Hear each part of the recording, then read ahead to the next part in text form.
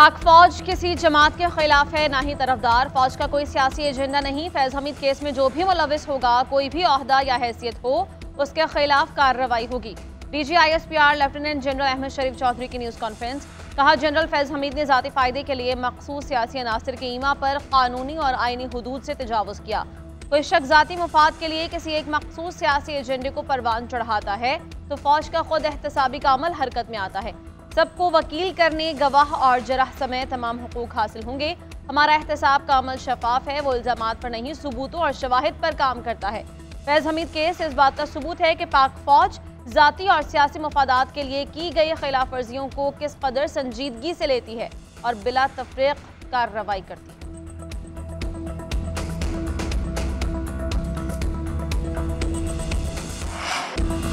खदशा जाहिर किया जा रहा है कि बानी PTI को भी फौजी तहवील में लिया जा सकता है। DG ISPR से सहाफ़ियों का सवाल। लेफ्टिनेंट जनरल अहमद शरीफ चौधरी बोले, ऐसा शख्स जो आर्मी एक्ट के ताबे हो, ओहदा अपने ज़ाती और सियासी मकासद के लिए इस्तेमाल करे, सबूत और शवाहिद भी हों तो कानून अपना रास्ता खुद बना लेगा। एक और सहाफ़ी ने सवाल किया, फैज हमीद की तायुनाती में जनरल बाजवा और नवीद मुख्तार के किरदार को कैसे देखते हैं? लेफ्टिनेंट जनरल अहमद शरीफ चौधरी बोले, ISI का बॉस कौन होता है? आपने उस वक्त के वज़ीर आज़म का तो जिक्र नहीं किया।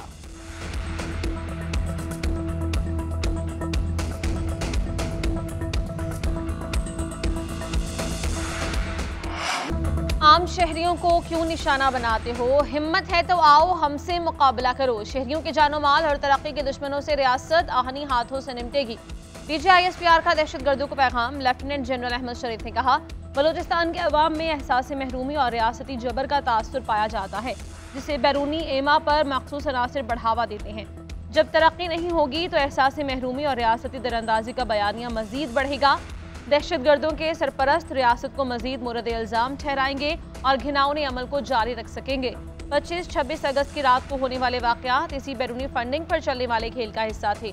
बलूचिस्तान में होने वाले वाक़यात का इस्लाम, इंसानियत, बलोच रिवायात से कोई ताल्लुक नहीं। सूबे में क्लियरेंस ऑपरेशन के दौरान 21 दहशतगर्दों को जहन्नुम वासिल किया गया।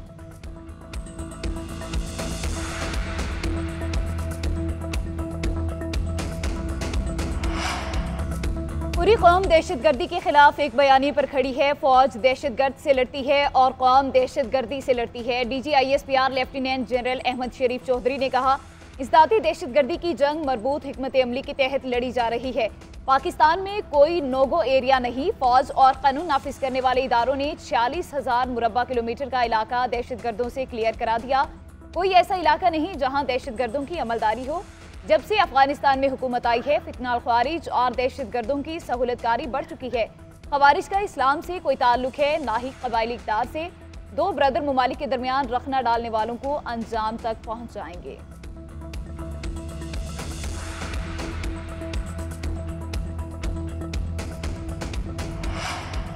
वज़ीर आज़म की रावलपिंडी में पाक फौज की वॉर गेम्स के अख्तामी तकरीब में शिरकत। शहबाज शरीफ को वॉर गेम्स और पाक फौज की ऑपरेशनल तैयारियों पर ब्रीफ किया गया। वज़ीर आज़म का ऑपरेशनल तैयारियों पर मुकम्मल इत्मीनान का इजहार। खित्ते में अमन और इस्तेहकाम के लिए पाक फौज के कलीदी किरदार को सराहा। एटमी जनूबी एशिया में ताकत के तवाज़ुन को बरकरार रखने के हवाले से पाक फौज के किरदार की तारीफ। कहा कि वज़ीर आज़म ने कहा, खित्ते में स्ट्रेटेजिक इस्तेहकाम के लिए हमारी मुसल्लह अफवाज का किरदार कलीदी है। अस्करी क़यादत का पाकिस्तान की खुद मुख्तारी और इलाक़ाई सलामती का हर कीमत पर तहफ़्फ़ुज़ करने का आज़म। कहा, फ़ौज मौजूदा सिक्योरिटी चैलेंजेस से मुकम्मल तौर पर आगाह है।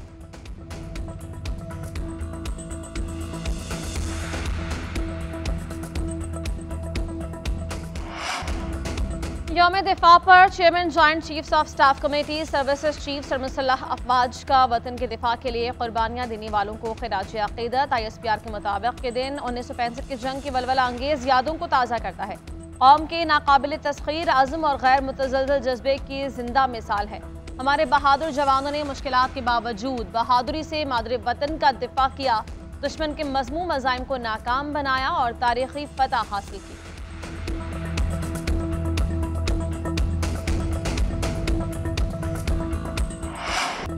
फैज हमीद फौज का अंदरूनी मामला है। ये तासुर खत्म होना चाहिए कि फौज किसी पॉलिटिकल पार्टी की हामी या खिलाफ है। फौज के साथ पूरा पाकिस्तान है। चेयरमैन तहरीक इंसाफ बैरिस्टर गोहर का कहना है कि फौज के अंदर मजबूत एहतसाब का तरीक़ाकार मौजूद है। फौज अपने मुलाजिमीन के खिलाफ जो कार्रवाई करना चाहती है करे। मेरी कभी फैज हमीद से मुलाकात नहीं हुई, ज्यादा मालूमात नहीं है।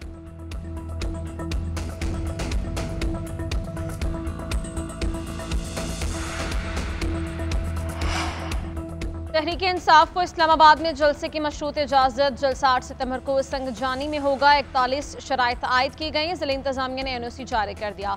जलसा 4 बजे से शाम 7 बजे तक होगा। धरने की इजाजत नहीं होगी। कारकुनों की वापसी उसी रात होगी। जलसे के अंदरूनी सिक्योरिटी के जिम्मेदार ऑर्गेनाइजर होंगे।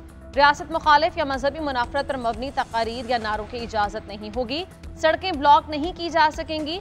जलसा शहरियों के बुनियादी हुकूक का तहफ़्फ़ुज़ यकीनी बनाया जाएगा। पंजाब से आने वाले काफिले GT रोड इस्तेमाल करेंगे। KP से कारकुन मोटरवे के जरिए इस्लामाबाद पहुंचेंगे।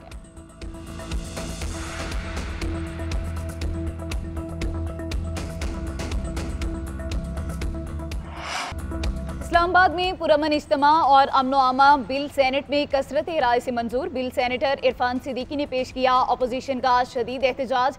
सेनेटर अली जफर ने कहा कि PTI के जलसे को रोकने के लिए यह कानून बनाया जा रहा है, क्यों इतने खौफजदा हैं। सेनेटर इरफान सिद्दीकी बोले, इस बिल का किसी जलसे से ताल्लुक नहीं, पूरा शहर इस वक्त पिंजरा बना हुआ है और मुहासरे में है। सेनेटर शिबली फराज बोले, ये कवानीन इसलिए बना रहे हैं कि तहरीक इंसाफ के जलसे से रोक सकें। PTI ने कभी शहर को महसूर नहीं किया। अभी तो कोई जलसा नहीं तो फिर कंटेनर्स क्यों रखे गए। यह हुकूमत की बदनीयती है। उनके जलसे में कोई आए तो उनको लोग टमाटर मारेंगे। वज़ीर कानून आज़म नज़ीर तारड़ ने कहा, पुरअमन जलसा करना तहरीक इंसाफ का हक है।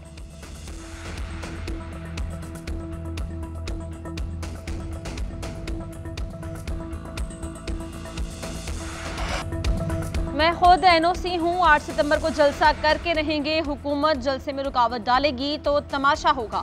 वज़ीर आला KP अली अमीन गंडापुर का कहना है कि बानी PTI के साथ खड़े हैं और खड़े रहेंगे। बानी PTI के हुक्म के अलावा कुछ नहीं करता। गैर कानूनी FIRs हमारा रास्ता नहीं रोक सकती। झूठे केसेस बनाए गए, अदालतों में सामना करेंगे। गवर्नर को KP हाउस नथिया गली से निकाला, अब मजबूर कर रहा है कि उन्हें गवर्नर हाउस से भी निकाल दूं। फैसल करीम कुंदी को गवर्नर हाउस का बेड रास नहीं आ रहा, उन्हें वहां से भी निकालना पड़ेगा। उधर पेशावर हाईकोर्ट ने वजीर आला KP की राहदारी जमानत मंजूर कर ली। अदालत का अली अमीन गंडापुर को मुतल्लिका अदालत में पेश होने का हुक्म। इस्लामाबाद की ट्रायल कोर्ट ने अली अमीन गंडापुर के नाकाबिल जमानत वारंट गिरफ्तारी मनसूख कर दिया।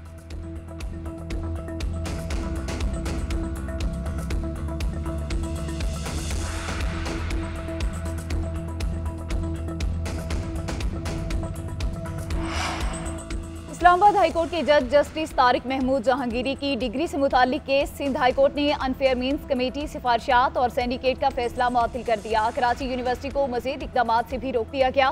Deputy attorney general, advocate general Sindh और दीगर को नोटिस जारी। जस्टिस सलाहुद्दीन पिन्हौर ने रिमार्क्स दिए कि किसकी डिग्री का केस है। यूनिवर्सिटी ने अब तक इस किस्म के कितने फैसले किए हैं।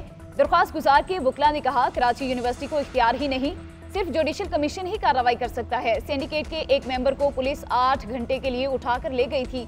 जस्टिस अमजद अली ने रिमार्क्स दिए, यहाँ सियासी बातें ना करें, किसी की डिग्री आप कैंसिल कर रहे हैं उसको बुलाना चाहिए।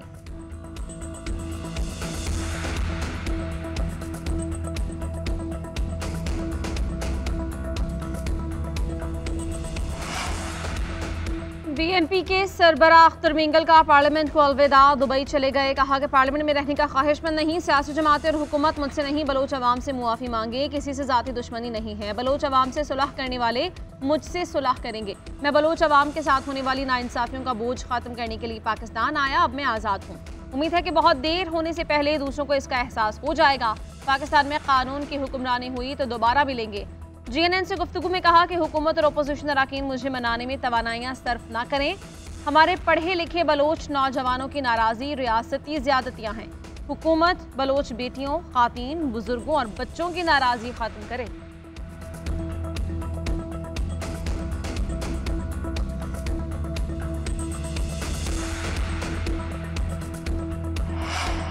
बलोचिस्तान में अमन के लिए बड़ा इकदाम। हुकूमत का बलोचिस्तान में सिक्योरिटी फोर्सेस को खुसूसी इख्तियारात देने का फैसला। दहशतगर्दी के शुबे में किसी भी मशकूक शख्स को हिरासत में लिया जा सकेगा। वफाकी काबीना ने इस्तादी दहशतगर्दी एक्ट 1997 में तरमीम की मंजूरी दे दी। तरमीम के लिए कानून साजी की जाएगी। सिक्योरिटी फोर्सेस को दहशतगर्दी के खिलाफ मजीद मौसर ऑपरेशन के लिए कानूनी तहफ़्फ़ुज़ मिलेगा। इंटेलिजेंस एजेंसीज, कानून नाफिज करने वाले इदारों पर मुश्तमिल मुश्तरका तहकीकाती टीमें तश्कील दी जा सकेंगी।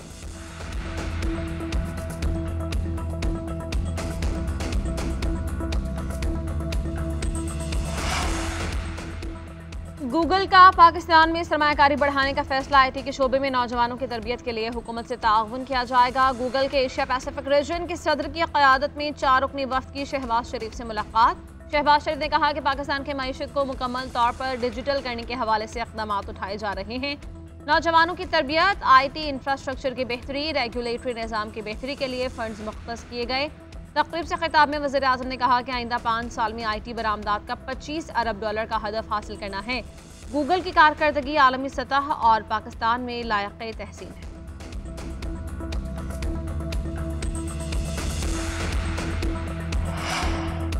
अपनी छत अपना घर स्कीम के लिए नवाज शरीफ ने रहनुमाई की। लोगों का अपना घर बनाने का ख्वाब पूरा होगा। वज़ीर आला पंजाब मरियम नवाज का डेरा गाजी खान में स्कीम की कुरानदाजी की तकरीब से खिताब।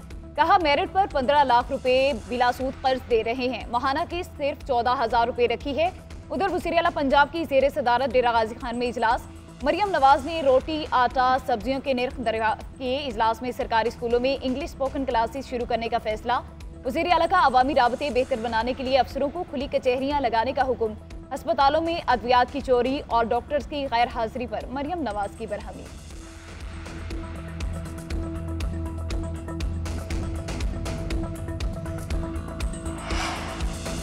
जेल में मर जाऊंगा, गुलामी कबूल नहीं करूंगा। मुल्क इनकलाब की तरफ जा रहा है। 8 सितंबर को पूरी कौम आज़ादी के लिए बाहर निकले। पीटीआई की जेल में सहाफ़ियों से गैर रस्मी गुफ्तगू। कहा, बलूचिस्तान में पुतले बिठाने से मसाइल बढ़ गए।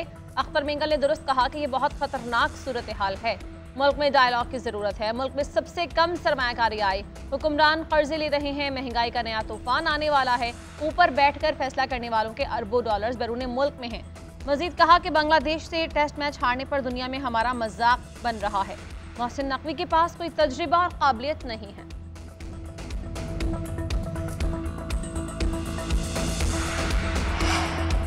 नैब तरमीम कलअदम करार देने के फैसले के खिलाफ इंट्रा कोर्ट अपीलें। सुप्रीम कोर्ट फैसला आज सुनाएगी। चीफ जस्टिस काजी फायज़ की सरबराही में बेंच फैसला सुनाएगा। वफाकी हुकूमत ने नैब तरमीम कलअदम करार देने के खिलाफ इंट्रा कोर्ट अपीलें दायर की थी। अदालती उज़्मा ने 6 जून को फैसला महफूज किया था। चीफ जस्टिस की सरबराही में 5 रुकनी बेंच ने समाअत की थी। बेंच में justice Aminuddin, justice Jamal Mandokhel, justice Athar Minallah और जस्टिस हसन अजहर रिजवी शामिल थे।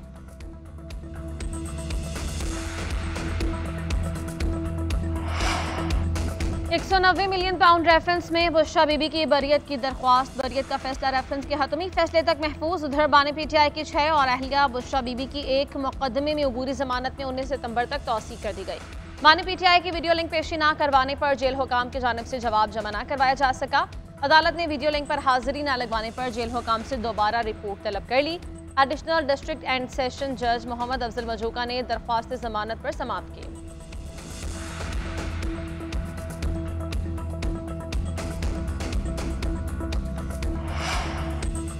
बानी पीटीआई का मिलिट्री ट्रायल नहीं होगा। पीटीआई के जिन रहनुमाओं के मिलिट्री ट्रायल हो रहे हैं वो सियासी कैदी हैं। अपोजिशन लीडर उमर अयूब ने कहा, बलोचिस्तान आग में जल रहा है, किसी को फिक्र नहीं। अख्तर मिंगल से कहा है कि वो अपना इस्तीफा वापस ले लें।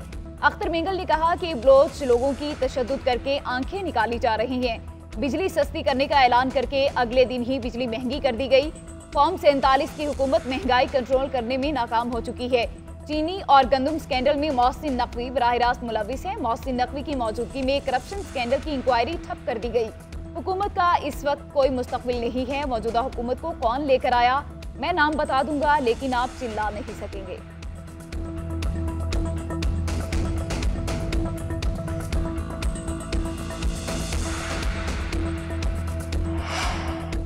बर्मिंघम में तैनात पीआईए के deputy station manager Iqbal Javed Bajwa बर्खास्त। तर्जुमान पीआईए के मुताबिक इकबाल जावेद बाजवा का लाहौर बोर्ड से एफए का सर्टिफिकेट जाली साबित हो जाने पर मुस्ताफी होने का कहा गया। 30 जुलाई को शोकॉज नोटिस भेजा। इकबाल जावेद बाजवा ने 1977 में पीआईए में मुलाजमत हासिल की। दौरान मुलाजमत बरतानवी शहरियत हासिल की और उस वक्त जावेद इकबाल बाजवा की उम्र 73 साल से जायद है। पीआईए ने जाली असनाद पर मुलाजमत के बावजूद इकबाल बाजवा को तमाम माली फवायद दिए। मुकदमा भी दर्ज नहीं करवाया। इकबाल जावेद बाजवा साबिक army chief general Qamar Javed Bajwa के भाई हैं।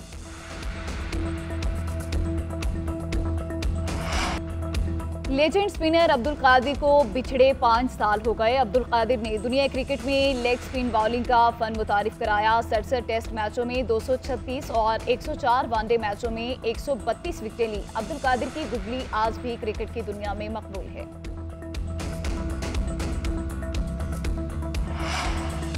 पाकिस्तान क्रिकेट बोर्ड का एक और सख्त इक़दाम। फास्ट बॉलर मोहम्मद अली को इंग्लिश काउंटी के लिए एनओसी देने से इनकार। ज़राए पीसीबी के मुताबिक कौमी क्रिकेटर्स के लिए सबसे पहले पाकिस्तान होना चाहिए।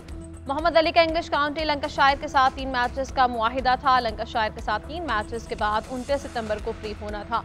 पाकिस्तान और इंग्लैंड के दरमियान 3 टेस्ट मैचेस की सीरीज का पहला मरहला 7 अक्टूबर को शुरू होगा।